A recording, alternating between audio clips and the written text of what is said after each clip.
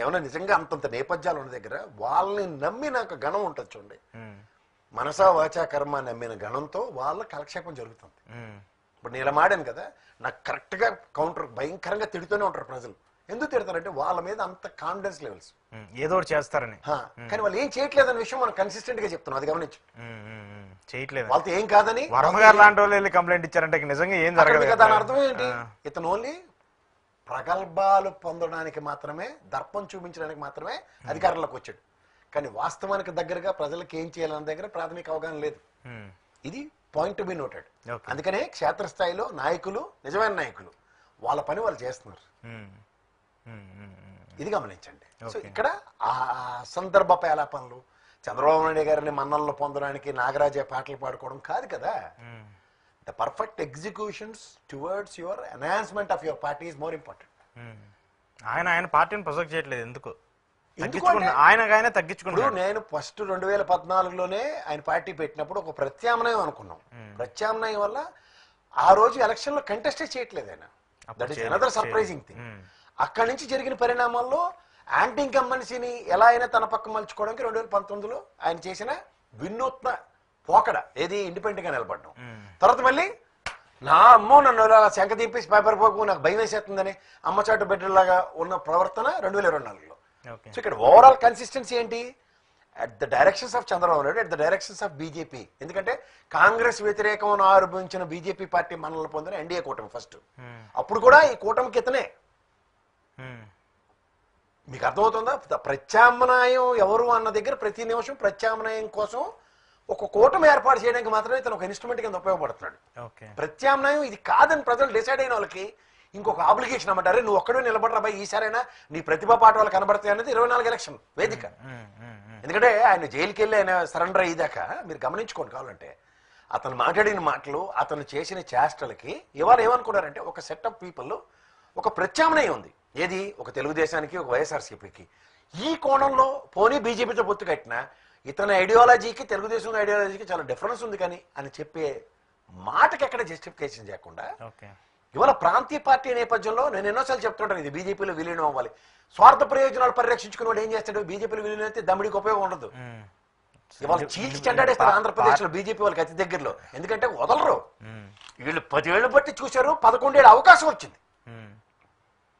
వీళ్ళు చేసిన దాష్టికాలు ఇవి ఎంత అక్యుములేట్ అవుతాయి సార్? వైజాగ్ స్టీల్ ప్లాంట్ కళ్ళ ముందు తరలిపోయినా, వైజాగ్ రైల్వే జోన్ దేబ్జిలాగా మనకు ₹1 రెవెన్యూ లేకుండా కనబడుతూ, ఈ పోలవరం ఒక్కడికి కూడా ముందుకెళ్లకుండా కనబడితే 5 ఏళ్ళ తర్వాత మొహాలకు ఏం పెట్టుకోవాలో కూడా వీళ్ళకి అర్థమవుతుంది. మాస్క్ అనుకోండి, నన్ను మసి రాసుకుని తిరగాల. సో ఆ ఎవరు ఇన్స్ట్రుమెంట్? ఈ పవన్ కళ్యాణ్ గారు ఒక్కలే. వీళ్ళేముందంటే చంద్రబాబు నాయుడు గారు తప్పించుకున్నవాడు ధన్యుడు, ఏరు దాటిన తర్వాత బోడి మల్లన్న తప్పించుకున్నవాడు ధన్యుడు సమితి శతకాలు ఆయన వల్లే పుట్టే.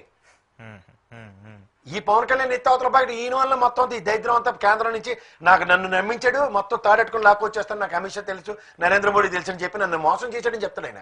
అది కూడా నేను ఆశ్చర్యపడినా. రివర్స్ అయ్యాం జరుగుద్ది. అది జరిగినా ఇక్కడ ఆశ్చర్యపడక్కర్లే. అందుకని ఇక్కడ జింగి చిక్కం భజన మొదలెట్టాడు. అన్న నేను మిమ్మల్ని నమ్ముకున్న పొరపాటు నా మాట అనేసరికి నేను చచ్చిపోయే పరిస్థితి ఉంటుంది, అసలే అంతంత మాత్రంగా బిక్కుబిక్కులాడుకుంటాం అన్న పరిస్థితికి ఆయనకి తెలుసు. ఇది గమనించండి. సో నిస్సహాయ స్థితి ఒక పక్క, అస్సలు ఏమీ కుదరని పరిస్థితి. కేంద్రంకి వెళ్ళి సత్సంబంధాలు నెలకొనికి ఏదో ఒక బ్రిడ్జ్ కడదాం అన్న దగ్గర వాళ్ళు వీళ్ళకన్నా తెలివైన వాళ్ళు. ఇక్కడ వీళ్ళిద్దరికంటే ఇంకా బీజేపీ వాళ్ళు ఎక్కువ తెలియగలరు. ముదురు వేరు, దేశ ముదురు వేరు. దేశ ముదురు అటు, దేశ ముదురు ప్లస్ ముదురుతో కలిస్తే ఏమవుతుంది? జోగి జోగి రాసుకున్న బుగ్గి పట్టుకోవాల్సి వస్తుంది. అందుకే ఈ సనాతన ధర్మం, ఈ బైరాగేశాలన్నీ వస్తున్నాయి. ఎందుకు వస్తున్నాయి? కానీ ఇది జస్ట్ కాంప్లికేటెడ్. కానీ ఎందుకు సరే పవన్ కళ్యాణ్ గారు అంటే అవగాహన లేకుండానో లేదంటే అవగాహన రాహిత్యంతో మాట్లాడుతున్నారు అనుకున్నారు, అది పక్కన పెట్టండి. చంద్రబాబు నాయుడు గారు కూడా ఎందుకు అలా మాట్లాడుతున్నారు? నేను బయట నుంచి చూసి ఏదో ఉందనుకున్నాను, కానీ లోపలికి వచ్చి చూసిన తర్వాత నాకు అర్థమైంది ఏమీ లేదని. నేను అక్కడ బయట నుండి చాలా హామీలు నెరవేర్చొచ్చు, చేయొచ్చు అని చెప్పేసి అనుకున్నారు. అది ఇప్పుడు సాధ్యమయ్యే పరిస్థితి కనపట్లేదు. ఏడాది అయిపోయింది, 1,00,000 కోట్ల అప్పు దాటిపోయింది, ఇంకా దారుణంగా ఉంది. ఇప్పుడు ఈ P4 అనేది ఒకటి తీసుకొచ్చారు. ఆ P4 ఏంటో వాళ్ళకి తప్పితే ఇంకెవరికి అర్థం కావట్లేదు. సామాన్య ప్రజలకు P4 అంటే ఏంటి, ఇదేదో కొత్త స్కీమ్ ఏమో అనుకుంటున్నారు వాళ్ళు. వాళ్ళకి అర్థం కావట్లేదు. మోలోకాలకి చెప్పండి, ప్రజలనే జడ్డి మోలోకాలకి తెలుసుకోండి ఫస్ట్. ఎందుకంటే ఎందుకు చెప్తున్నానంటే మీకు ప్రజలకి ఒక విషయం చెప్తాను. కమ్యూనిస్ట్ పార్టీలు నమ్ముకున్న మా ముసలోళ్ళందరూ మొత్తం గుండెగేసిపోయారు కుటుంబాలకి. ఆస్తులన్నీ ప్రజలకి, భూదాన ఉద్యమాలని, వినోబాబాబు గారు మా అందరి పేర్లకి ప్రభావితం మొత్తం ఆస్తులన్నీ సంక్రాంతి పెట్టారు. తర్వాత జరిగిన పరిణామాల్లో చదువుకున్న పిల్లలు వీళ్ళందరూ ఒక ఆంటర్‌ప్రెన్యూర్స్ అయ్యి వాళ్ళు సంపాదించిన ప్రాఫిట్స్లో సిఎస్ఆర్ యాక్టివిటీస్ చేస్తున్నారు. అంటే తెలుసు కదా, చారిటీ యాక్టివిటీస్. మీకు ఇంతకన్నా ఒక బిల్ గేట్స్ ఫౌండేషన్ ఎగ్జాంపుల్ చెప్పాలంటే, ఇన్ఫోసిస్ ఫౌండేషన్స్ ఎన్ని చేస్తున్నాయి? ఏంతో ఇవైనా ప్రపంచ దేశాలు తెరబడిపోయా? ఇక ఏ పాలు ప్రవచనాలు అల్లాడికి పేద దేశాలన్నిటికీ మిలియన్లు ట్రిలియన్లు బిలియన్లని నిర్మలా సీతారామన్ కబుర్లని చెప్పి కూడా ఏ దేశాల అప్లిఫ్ట్మెంట్లకి ఈ చారిటీలు ఉపయోగపడ్డాయి? గ్రీన్ పీస్లో పీస్ ఫౌండేషన్స్ చెప్పండి. ఇక్కడ మీకు ఒక వాస్తవం చెప్తాం. గతంలో రామానాయుడు గారు కరంచేడు, గతంలో బుల్లిపారం కృష్ణ గారు, తర్వాత ఇప్పుడు మహేష్ బాబు గారు, తర్వాత ఈ ఆయన ఎవరండి మెగా కృష్ణారెడ్డి గారు ఆయన సొంత గ్రామాన్ని అడాప్ట్ చేసుకున్నారు. అలాగే సచిన్ టెండూల్కర్ అడాప్ట్ చేసుకున్న ఆంధ్రప్రదేశ్లో ఒక గ్రామం.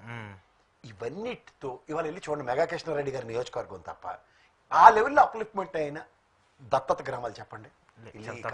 మన ఎలక్షన్ టైంలో ఈ వాలంటీర్లు వచ్చి ఎన్ఆర్ఐలు 3 నుంచి 15 లక్షలు కొనేసి చేసిన గేమ్లో ఇవాళ ఎవడెవడో దేశ విదేశాల నుంచి వచ్చి మనకి దత్తతలు తీసుకుని ఒక 20 లక్షల మందిని 25 లక్షల మందిని ఐడెంటిఫై చేసి బంగారు కుటుంబాలాగా వాళ్ళకి సంక్షేమం చేసేసి ప్రపంచం తిరగబెట్టేద్దాం అనుకుంటున్నారు. ఈ ఫాల్స్ ఇల్యూజన్లో నేను అంటుంది ఏంటంటే charity you have to do from your end. అది ఎలా నువ్వు కన్విన్స్ అవ్వాలి. సోషల్ ఆస్పెక్ట్ లో అడాప్టబిలిటీ ఉండాలి. ఇవన్నిటికీ ప్రభుత్వం దగ్గర వీ హ్యావ్ ఐడెంటిఫైడ్.